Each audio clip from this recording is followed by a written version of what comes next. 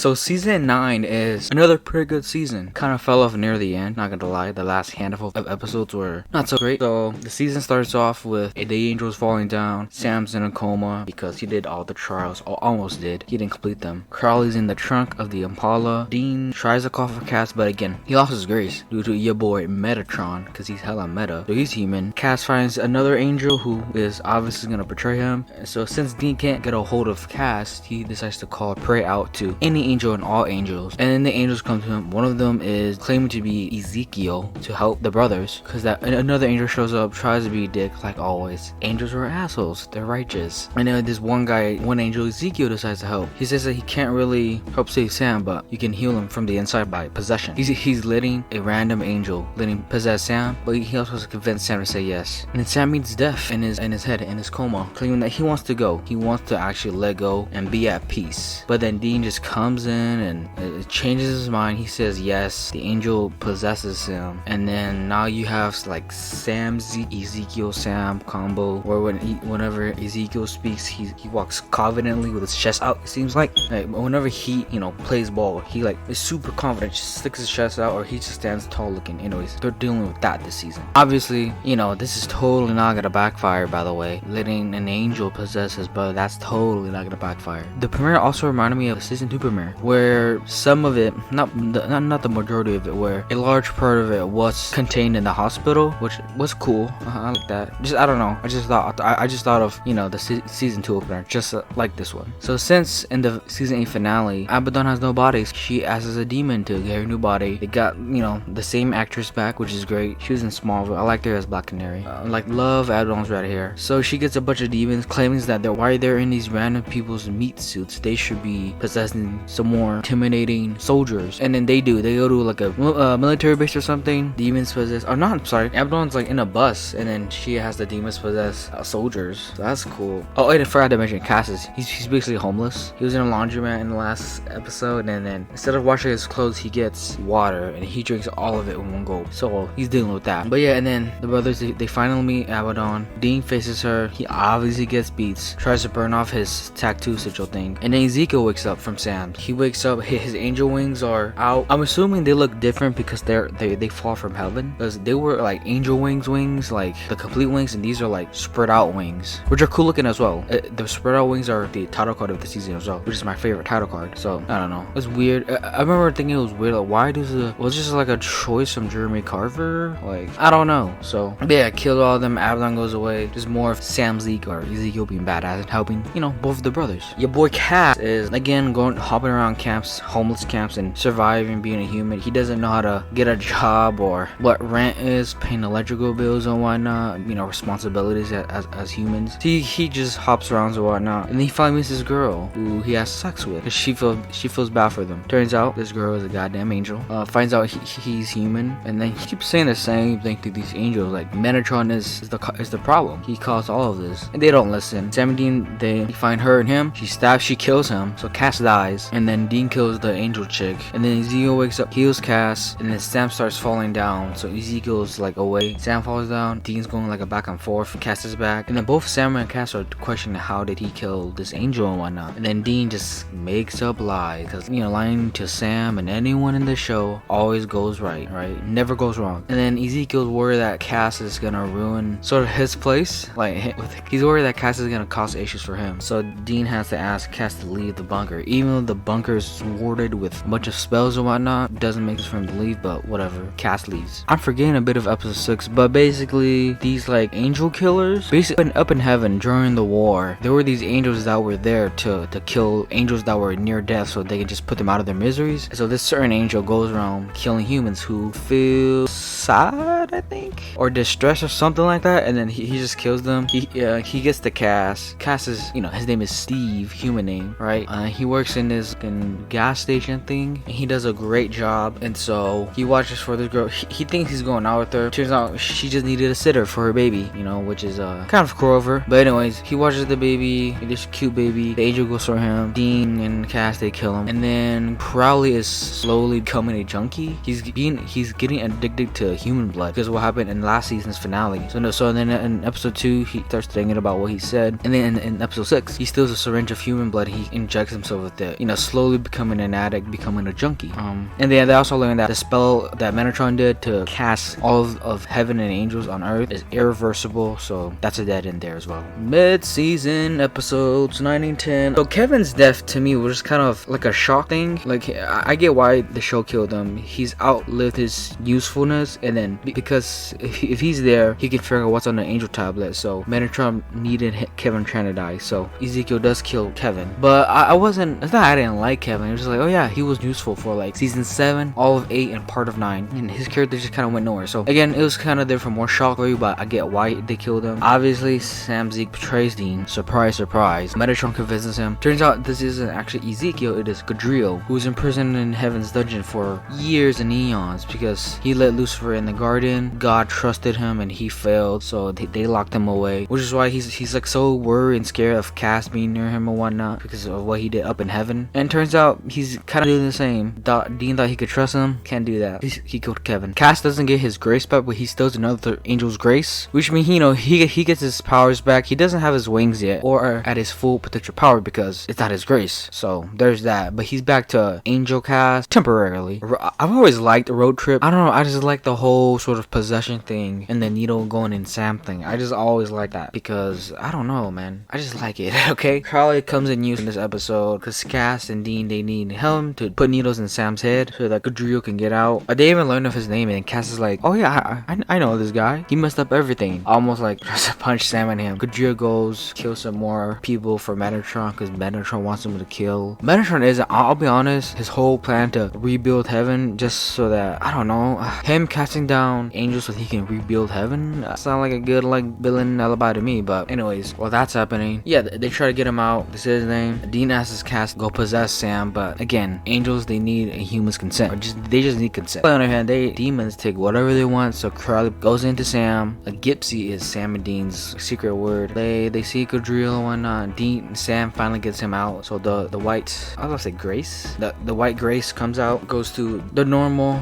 Gadriel that we saw at the beginning of the season. Crowley gets out. Abaddon shows up because Abaddon wants Crowley's head. He wants him dead. She still doesn't like the fact that a salesman became a king of hell. Crowley and Abaddon meet. This is a interesting scene. There's still demons that are still loyal to Crowley and whatnot, so it's like she orders him to go kill him, but those demons are still somewhat loyal to Crowley, but they also like Abaddon. It's an interesting dynamic. Crowley tells her he's gonna get her, blah blah blah. He leaves, and then with Kevin being dead and Dean lying to Sam, this sort of causes a rift between the brothers, which makes sense in this season. Unlike in season 8, it was just like, oh, I was dumb. In this one, it's short-lived. This sort of rift, it's short-lived. Obviously, they can't do what season 4 did. It rifts them apart, and then Cass continues to heal Sam. I did find it interesting that episode 11 they decided to like jump off of this Mark of Cain thing. So they introduced the Cain character from Cain and Abel, and he has this mark called the Mark of Cain, and so they need it so they can kill Abaddon. So Crowley misses with Dean. They say that they were gonna kill him last time they meet, blah blah blah, forget about the past. Crowley's trying to track down the first blade that the Archangel used to kill the Knights of Hell, and then through research Crowley finds that John Winchester held one of these, which leads him to go to Dean. And then they bring back the journal. Yeah, that journal has been useless, like honestly since season 4. They never brought it up, so yeah. And then they go to the locker in New Jersey, I believe. They find this woman named Tara that John had a fling with, and they work together to kill these Knights of Hell. They go to her place. She thinks Dean's a demon. Dean is just working with Crowley, okay? Human and a demon working together, what's wrong with that? She gives him the spell. She makes the spell, brings them to a beehive guy, and it turns out that is Cain. And we see in the cold opening that he killed a bunch of demons, bare hands and whatnot, and kicks the door. He goes, cool ass title card. I'm just gonna keep saying that, really awesome title card. Anyways, they find Cain. He's been retired. He tells the story, or Crowley does, where he was unstoppable. He just caused havoc and chaos to his other people and whatnot until he decided to stop. So when all the demons and Knights of Hell, more specifically Abaddon, find out, they messed with his loved one, this woman who loves him unconditionally. Even though he was a monster, she still loved him. So once they found out, they messed with him. He wants out. Abaddon tries to kill her when she's possessing her. Cain makes Abaddon kill her. So because of that, he stopped killing and he retired. And so again, Dean is both Dean and Crowley, but mainly Dean is persistent on getting the first blade. So they didn't kill Abaddon. And then this demon, which have been following Crowley and Dean, kills Tara, sadly, because she shot the devil's trap. Goes to Cain's place. And it turns out the spell that Tara did only brought Dean and Crowley to the source of the blade, which is the mark. Without the mark, the first blade is useless, which is again very interesting. I'm not gonna lie, I was like, why wasn't this introduced earlier? This is really interesting, cool. And I think even on the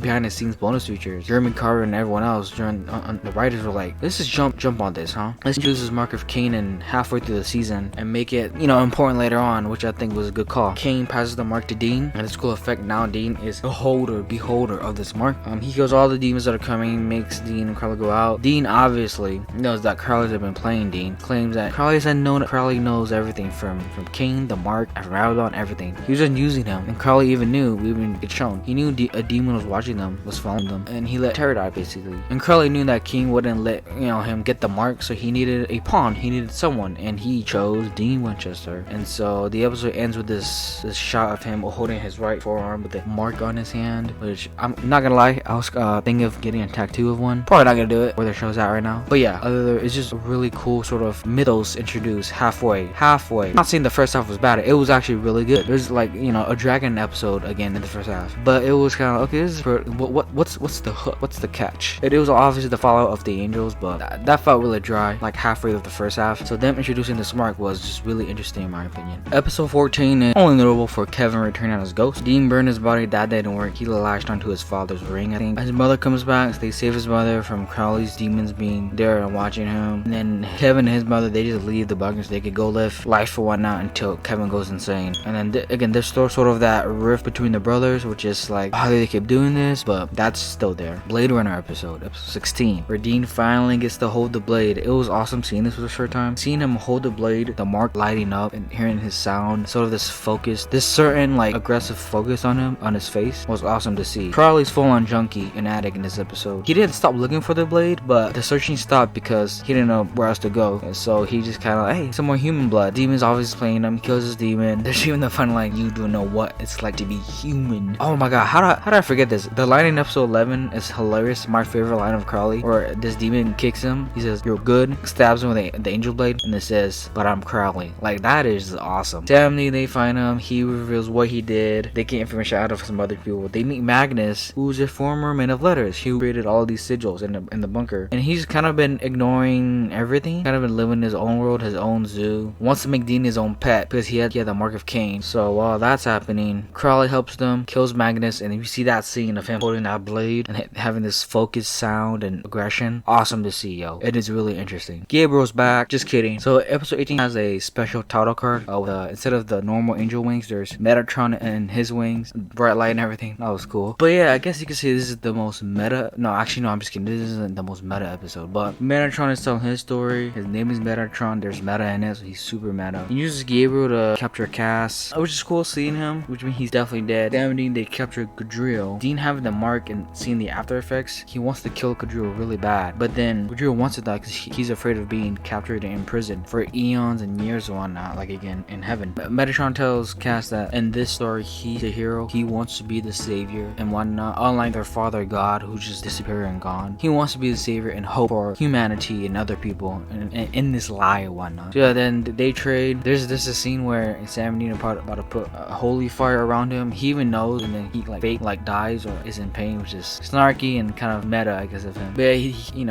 has to say the villain line, like they're not gonna stop him, but he's gonna enjoy seeing them try to stop him and whatnot. I don't know. Metatron as a villain doesn't really work for me. I think the problem is that he is too meta. Honestly, like I like the actor. He's playing very well. He's very charismatic, but I don't know. And his motives, rebuild heaven, be a new god, kind of like what Castiel did in season 7 with all the souls was inside of him. I don't know.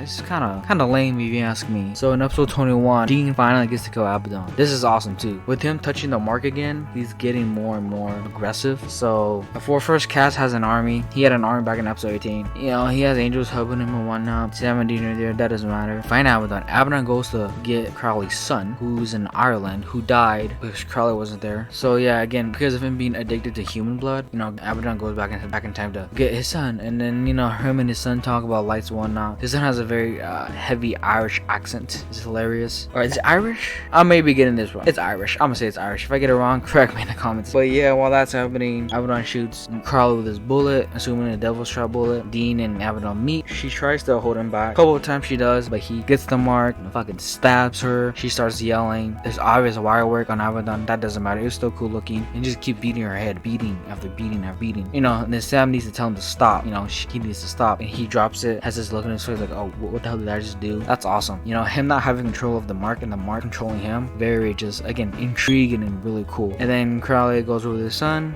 This does mess with the timeline. This will come back to bite Crowley in the ass, where he leaves his son in present time. You can kind of tell Crowley wants to say goodbye, but he doesn't do that, so tells his son goodbye, he leaves. So Tessa is back in 22 just to die. Really, that's it. Sam and Cass, they find Metatron's fake booby trap, as you call, because he starts going around hobo camps and, you know, claiming for people, because people need something to believe in it. Metatron claims to be that person, or I think he even gives a fake name. I forgot this fake name. He gives a fake name. You even get these people to kill an angel, which is possible thinking about it now, but whatever. And then Dean doesn't kill Tessa, but Tessa goes towards her because she just kind of hates her job in life. Because there's all these angel bombers claiming to be the name of Castiel, but it's Metatron sending out angels to do these. Tessa just happens to be one of them, and she's doing it because she wants to die. Basically, she wants all of this to be over, but because of her job, Dean accidentally kills her, I guess. But then he still has that itch. So he's like, oh no, she came towards me, accidentally stabs her, but he still has that look like feels good, which is like, damn, he just got his fix. You know, awesome to see all these facial looks and whatnot. And the Angels army abandons him because he chose the brothers again over the Angels, which is always a good choice. And then Gadriel comes to them in the bunker, claiming that he can help. And then Dean, being itchy, having the itch to kill, slashes Gadriel's chest. And then that's how the penultimate episode ends with him yelling. Season 9's finale is good. I don't think it's amazing. So yeah, Cass goes and heals Gadriel. Dean is coughing up blood. He calls Crowley. He sees that after Abaddon, he has this itch to like really kill, or else if he doesn't, he yaks his brains out. So it's the mark. It's slowly not killing him, but because he's not a demon like Cain, he can control him more, I guess, and Dean really can't. So he's just, you know, a human. So, but he also really wants to kill Metatron, so Crowley gets him out. While that's happening, you know, Metatron's doing more of that BS. I think his name is Mark. His fake name's Mark. I don't know. These people need something to believe in. Sam allows Dean to get the mark and go kill Metatron, even though it's a horrible idea. They meet. Dean is clearly stalling time for Cass to find what's powering Metatron. And it's obviously the angel tablets that's powering up Metatron. So they fight, and it's a pretty one-sided fight. I was expecting the Dean to have a bit more offense, but rewatching now, that damn, Metatron is kicking his ass. This is super one-sided. Thought Dean was gonna get some hits in, and he does, but nope. And then Sam comes in the right time where Metatron stabbed Dean in the heart, and he dies. He slowly starts dying. Cass beats Metatron by being Metatron, because of all the books and movies that Metatron gave to Cass in an early episode. So yeah, Metatron isn't killed. He's just locked in prison because the angels are trying to do the right thing. Don't kill another angel. We need angels. Just don't kill, basically. Be Batman, basically. And then, you know, Sam calls Crowley for help. Crowley tells Dean that he didn't know this would happen. We see that he doesn't get the mark, but he did hear one more story and rumor of Cain claiming to, you know, wanting to kill himself because of the mark. However, the mark never quite left. So Crowley has the mark, gives it to Dean's dead body, wraps it on his chest. There's even a deleted scene where the mark glows. And then I think Crowley says like a saw line, feel what I feel, see what I see, I think. And then Dean opened his eyes, his black eyes. So with Dean dying and the mark making him come back to life, turned him to a demon, which was awesome. That's probably the only good part. Honestly, this finale was just good.